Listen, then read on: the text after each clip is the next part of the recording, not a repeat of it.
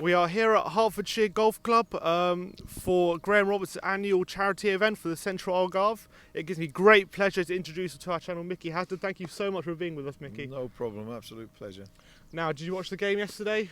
Kept the pressure on Chelsea. We're now still 4 points behind. What do you reckon of our performance yesterday? Unfortunately, I didn't watch the game. I had a game myself, so I was out. I managed to catch the goal when I got back in the after-match discussions.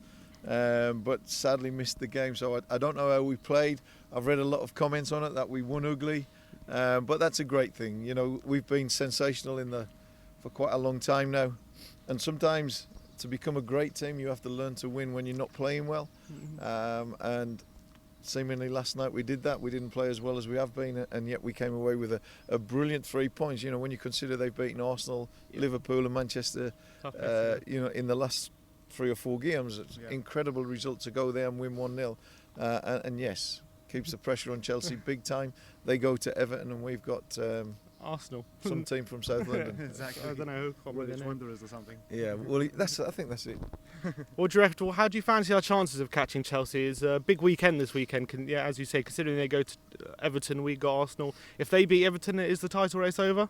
I would think so. I think they've got 2 very, very difficult games. And I think you know, we need them to either draw both games and we win all 5, or they lose 1 and draw 1, or lose both preferably. 2 draws. 2 draws, but 2 draws would be enough with our goal difference. But you know, tonight's one of those games. Oh, sorry, Everton's one of those games that they must win.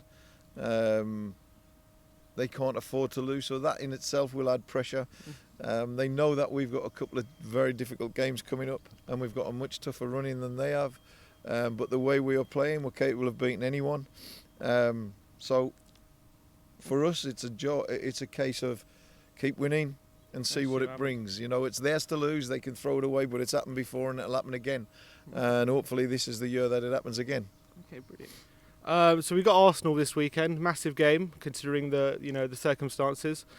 They've been playing 3-4-3 recently. Like us, they've changed recently to a 3 at the back. Do you expect Pochettino to match them up, or do you reckon he'll go 4 at the back and bring in Son, bring an extra attacker? Well, the last few games at home we've been absolutely sensational. We've played a back 4. Yeah. And I think it's easier to play a back 4 when Rose is not fit. I think when you've got Danny fit and Walker the way he plays and attacks with the pace that they both have, I think it's easier to play with a 3 at the back because you get all your width from Rose and Walker. And while Ben Davies has did very well, he doesn't offer the same pace as Danny Rose. So consequently maybe fits better into a back 4 than a back 5. Mainly because he can't get forward as quickly as what Danny can, but not many people can. There's only a few of us left. But no, I don't know what he'll do. But if it was me, I'd be tempted to match them up and believe that my players are better than his. Okay. And that's probably what I would do. All right, I think we have a few questions from our fans on Twitter. So we got a question from Alok Badri. Can Pochettino lead us to glory? And what are your thoughts on him? My thoughts on Poch is he's an extremely unbelievably nice guy. Yeah. But he's got a streak in him that's a winner, which you've got to have anyway to make it to the top in football, and he's played at the very top. As a manager, I think he's did an incredible job. Will he lead us to glory? I've no doubt he will. You know, I look at the future of our club and I see nothing but good signs. You know, things can go wrong, of course they can. And ultimately you're dictated to by your players and the success that you have. And if we don't get success in the next 2 years, this brilliant side that we've got might just break up. So it's important that he does lead us to glory. I'm certain he's got it in him. I'm certain he's got a team now capable of leading us to glory. I think we need 1 or 2 more signings. 1 to make us a better team, and 2 to give us a stronger bench. You know, when I looked at the semi-final, which I thought we played superbly well, and were very unfortunate. I mean, it's rare that you catch us making mistakes for goals, but we did on the day, and it cost us the game. But in terms of, you know, we played the team top of the Premier Division, Premier League, and we totally outplayed them. for massive parts of the game. And other than the fact that everything they struck turned to gold, 5 shots, 4 goals, it was incredible. To be sitting there watching it and watching us completely dominating it, 2-2, it looked like, well, it's just a matter of time before we romp away from it. And that's the top team we played, and we've, people say bottle jobs, what a load of rubbish. We played absolutely brilliant on the day, and we're by far the better side. So I've no doubt Poch is the man to lead us to that glory. I think he's very close now. And I think that maybe if we hadn't had the injuries that we've had all season, I genuinely believe that. And this is no bias, just because I love Spurs. There's no bias here. When I talk, I'm talking hopefully from a reasonably educated point of view. I think that when we have our best 11 players on the park, we are the best team in the Premier League. And no doubt, in fact, I even had a Chelsea fan tweet me, say the same on your day. And on our day, you're a better team than us. So, yes, we are, and we're on the verge of something great. The stadium, the training ground, everything's smelling so lovely. But, it's easy to talk. It's putting the words into actions that count. And until we get over that line, and I think Sunder is one of those lines we need to get over. We need to beat Arsenal. We need to finish above them. And that's an hurdle that we've got over, that we've proved we can do. We know we can do it again, and it's the same with winning a cup. I remember in my era when we won a cup, winning that first cup was incredibly tough, but once you've won it, you feel you can win everything. Yeah. And it's the same with this squad. Great team, get over the line, get a trophy, and we'll go on and be very, very successful. Just a quick point on Sunday. On the FA Cup semi-final that's just been. Do you feel like having having Son at left wing back cost us the game? Is that an opinion of yours? Not really. Of course, the debate is whether you would play him there or you wouldn't play him there. I personally wouldn't, but then, the team requirements on the day was, I don't know if everyone knows this, but probably I think Ben Davies had a little niggle, so he was almost forced into it. But when you consider the old game, he had something to do with 1 goal. Yeah. They scored 4. It's not strictly true that he affected the game in a way that we lost it. The first goal came through the centre of defence. Mm-hmm. The second goal was obviously the penalty, which was debatable whether it was a penalty. It was a dive. Son didn't actually touch him. The third goal was poor marking on the edge of the box. You don't leave a player of Hazard's quality. You never leave a Hazard on the edge of the box, do you? Never leave a Hazard unmarked. Yeah, exactly. And obviously that proved quite crucial, because within minutes, then they scored a goal that from a guy who's hardly ever scores a goal, and he hits a worldie. Mm-hmm. So Son, did it cost us the game? No, it didn't. Was it the right decision? Maybe, knowing the circumstances, maybe it was. But in the end, we lost because our domination, we didn't turn into goals. Okay. I think we have another question from Twitter. Yeah, we've got one from Stevie Ruffs. What was the favourite goal you scored for Spurs? The favourite goal, it depends. Against the best goal, the favourite goal is obviously, I've scored the winning goal in the quarter-final of the FA Cup at Chelsea, the winning goal in the semi-final of the UEFA Cup against Ajax Split, the winning goal in the semi-final of the League Cup against West Brom.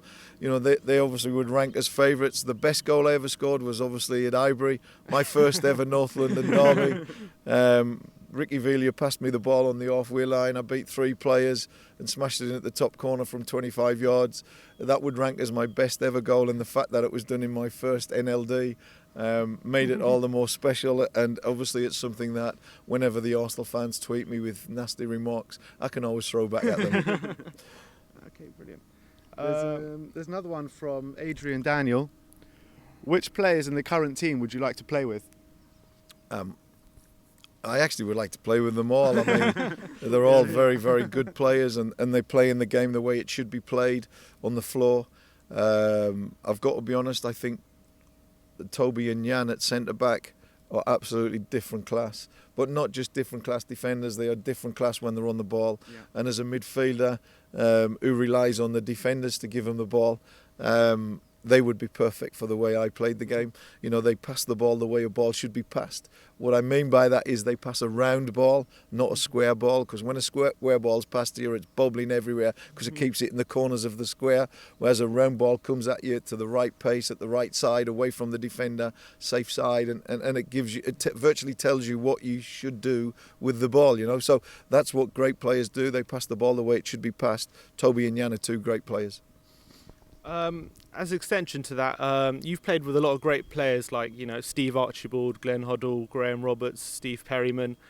What players that you've played with or who played in the team in the 80s would get into the current side, in your opinion?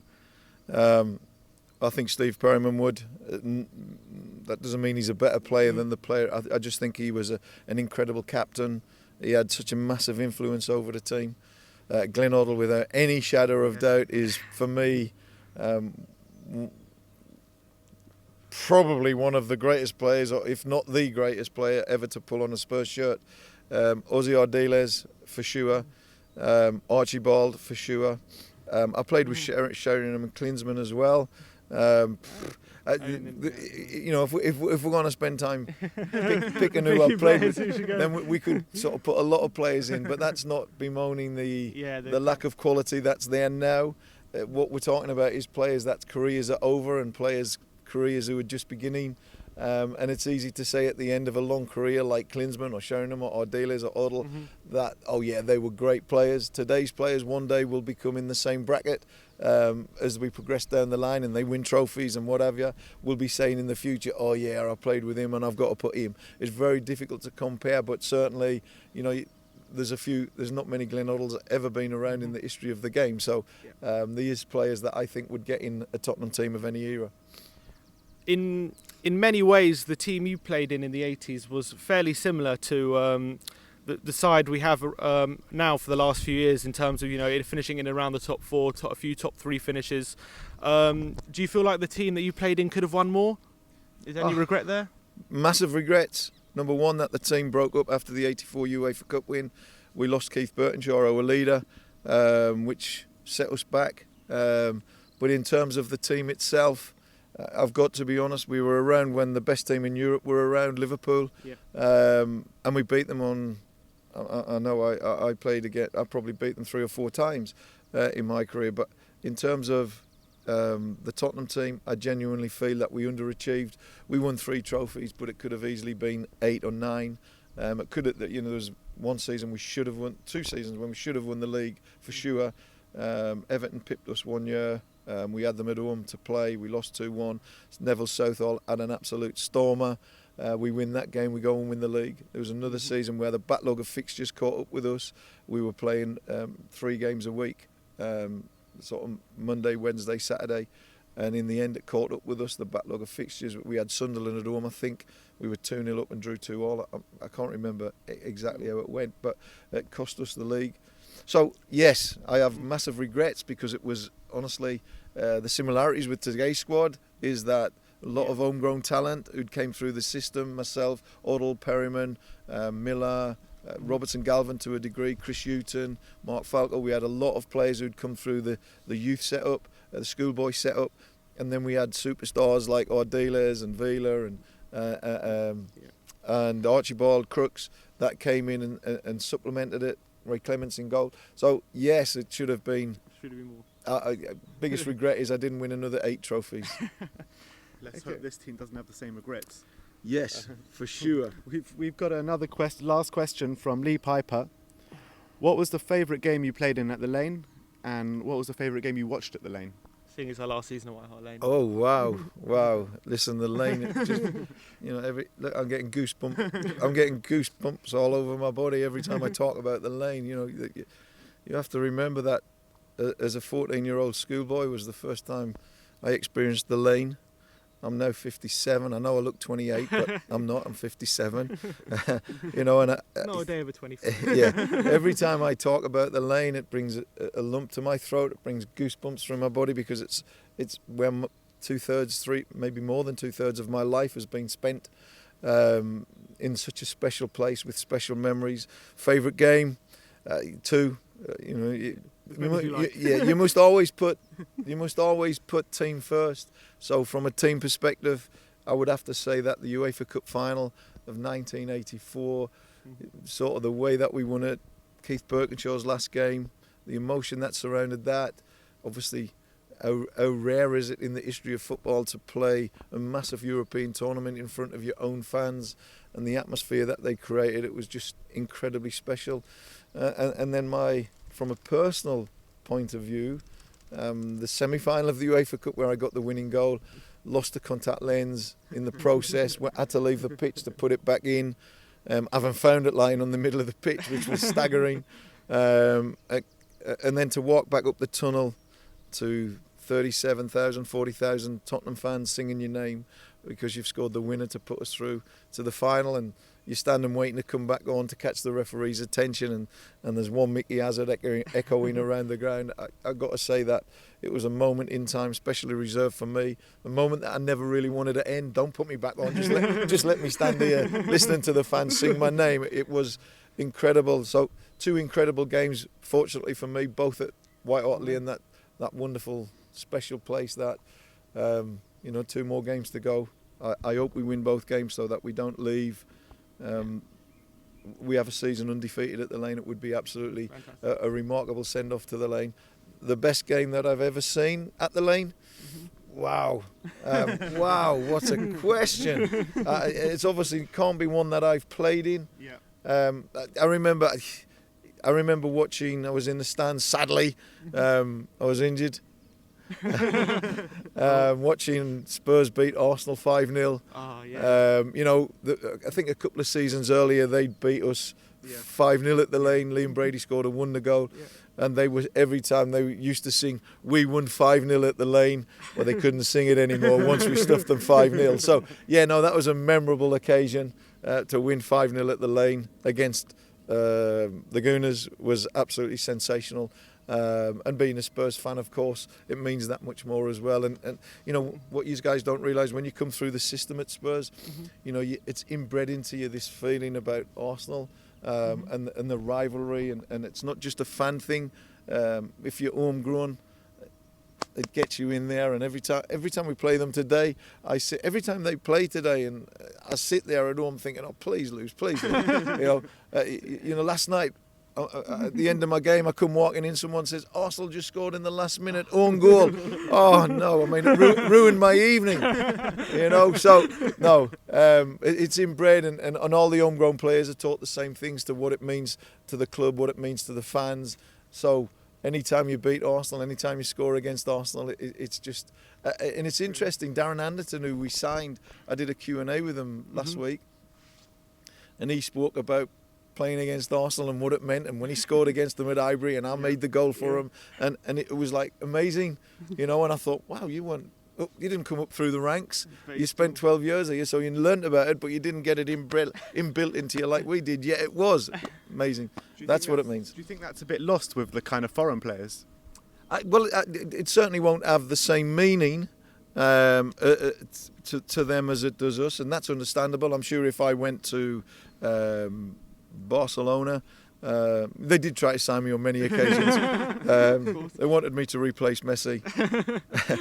So they want, if I went to Barcelona, maybe I wouldn't buy into the feelings between Madrid and Barcelona as big as because I'm in a foreign country. Whereas in here, I've came up through the system. I know everything about it. These guys have been signed, so I fully understand that they maybe don't. But when you've got homegrown talent in the team like Harry, Danny, and all the other young players that are coming through and played in there, they feed it onto them like we fed it onto Ozzy and Ricky and Archibald, what it meant to us. So it became the biggest game of the season for them too. And when I talk to Ozzy now about Arsenal, he's as nervous as me, because he so badly wants to beat them too. So it doesn't maybe mean as much, but they still buy into it because it's fed into them by the homegrown talent. Who do you reckon out of the team in the 80s hated Arsenal the most? He's got to say himself. Apart from you. Oh, wow. It's interesting. You know, I remember Robbo putting Charlie Nicholas into the stand and absolutely still talks about it today. If we could get that in extreme detail, that would be great. Yeah. No, it is, yeah. So no, it means that it meant Stevie Perryman, you know, our most appearances ever, something in the region of 800 appearances, you know, clearly meant so much to him. To be in the dressing room when you're playing those games, you know, to listen. I got to be honest, it's very rare that I suffered nerves as a player, but when we were playing them, I could hear the noise from outside of the fans and how much it meant to them. And as you're coming into the ground, the fans are saying, "Come on, got to do it today, got to do it today." You know, we've got to do it every day, but this one is like, you got to do it more. You got to, you know. So it meant everything, being in the dressing room and the tension in the dressing room, but the passion and the fire and desire to win, and I think it was more to win for the fans because it meant so much to them. And that's not saying it didn't mean so much to the players. It did, but if you lost to Arsenal, which I can't recall ever doing, but then if I did, I've blanked it out. If you lost to them, you come back to White Hart Lane and it wasn't a place to be. Yeah. You didn't want to be playing. You wanted to be not even in the squad because you were going to get some stick, you know. So no, listen, it means to everyone, and no doubt it means the same to them. The beauty of it is they've got all foreigners, so maybe they're not as up for it as we are. Let's hope so. Well, we've got one last one. Is quite a big one. Oh, okay. What is your all-time best Spurs 11? Oh, wow. That's a big one. The worrying thing is that on numerous occasions I've probably named it, and each time you do it, you're doing it off the cuff, so you don't get a time to think it through. Yeah. And sometimes you probably pick the same players, or sometimes you'll pick different players. You know, without a doubt, it has to be Pat Jennings in goal. Obviously, Clements was brilliant. Pat Jennings, any formation. Pat Jennings in goal. Then I'd have to go Perryman at right back as an incredible captain and leader. I'd have to go Cyril Knowles at left back. I thought he was a brilliant player. I remember him doing a drag back on his own goal line round the player. It was like, wow.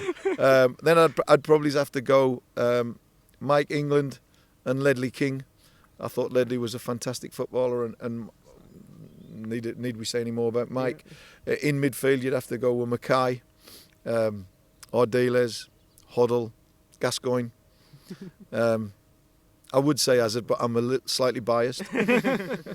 So I think that's an incredible midfield. You know, you've got wow. You know, we're talking about you've got. Yeah, and then up top, obviously Jimmy Greaves goes without saying, probably the most prolific goal scorer ever in Europe. Incredible player, incredible goal scorer. And then it's a very tough one for the final place. You know, when you think of the great players, Waddle, Sheringham, Klinsmann, players like that. But I'd have to go Gareth Bale. You know, you don't become the most expensive player in the world if you are Cliffy Jones, for instance, all those goals he got. But Bale, most expensive player in the world, means something. So Bale would complete the lineup. I'd be manager. And I'd oversee us to 3 Champions Leagues in 3 years, 3 You've league done a titles. great job, and I'd be regarded as our best ever manager after Bill Nick. One day. Well, thank you so much for taking your time, Micky. It's been an absolute pleasure having you on the channel. Pleasure. And Thank you, we really appreciate you taking your time to come interview us.